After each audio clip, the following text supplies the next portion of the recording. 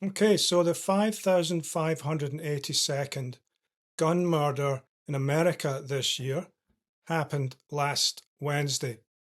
They were Jews, two Jews apparently. So at the Jewish Museum, which was a closed door event, and so they were at this event for the Israeli embassy staff. They were maybe volunteers or something at the Israeli embassy. I can't figure it out. But at least one of them was not Jewish. I don't think they were Jewish. One of them was a Christian Zionist. But we'll give him a break on that. I don't know the full story, but sorry to his family and everything. Sorry for their loss. And people shouldn't go around shooting people, right? Especially mass murdering people in an open air prison camp, as Netanyahu has done and is wanted for mass murder, in my opinion. So they call it war crimes. I call it mass murder. So let's have him arrested. And Israel is not going to be a viable country after this. The whole world sees it as a pariah. So it's not Jews that people are after. They're all saying, oh, it's anti Semitism. It's not. That's a trick. That's a trick that the Zionists, Netanyahu, use to try to trick people. They think they're clever. You're not clever. If you can see this video, I'm telling you, you're not very clever.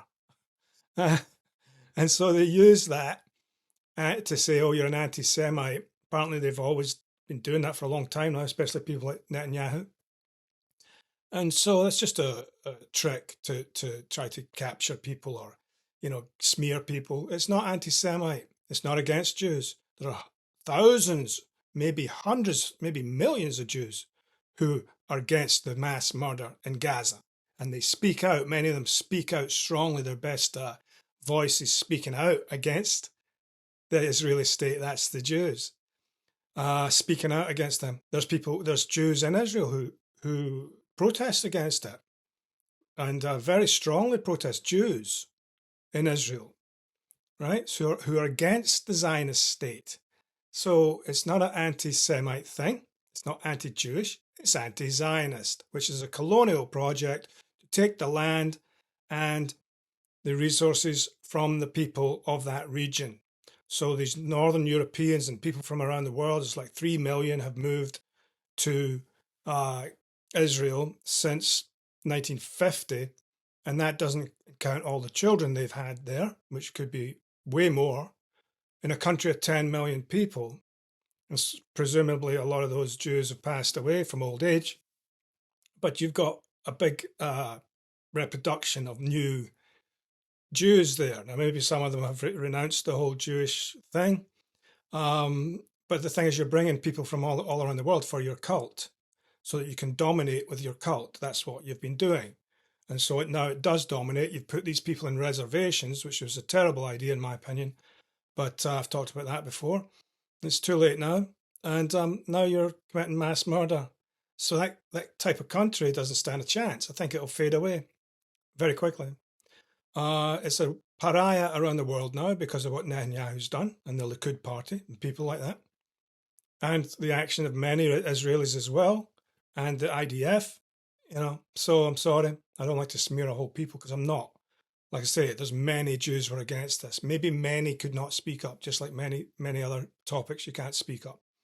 But there's definitely plenty of them, and certainly the government is responsible, the Zionist state. So it's anti-Zionism, not anti-Judaism. And that guy that shot them was probably responding to the fact that Zionists, prominent Zionists and politicians in Israel, a few days before, or a week before, were calling for the mass destruction and murder of the babies, all the babies of Palestine, of Gaza, right? So this guy, a couple of people have called for the Greater Israel, that project of the Greater Israel, which expands out into Jordan and Syria. And this other guy was on the news talking about no baby no child in Gaza should be spared. So he's talking about that. It went all over the net. This guy went and shot people associated with that project. The project that's going on right now, which is mass murder of Gazans and trying to clear the place out.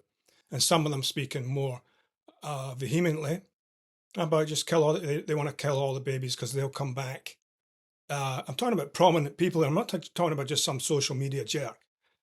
Prominent people in Israel, in the mainstream news, talking about how they they think no child should be spared in Gaza because they'll come and kill you when they're 15 or 20 years old out of revenge. But yeah, they will. From this mass murder that you've done, you've created tens of thousands new jihadists. So, yeah, you're going to get blowback. It's illegal what that guy did. He shouldn't have done it. He has to pay the consequences. Although there's a lot of funky stuff about that story, by the way, but I'm not going into that. So it looks like he'll go to prison for what he did, and that's what should happen. So don't go around shooting people, but they were provoked because we're one world family now. We don't see borders. We don't see your little game in the Middle East, right? We don't see that as valid at all. And so move aside, you old school people that think that way. We're now in a world family.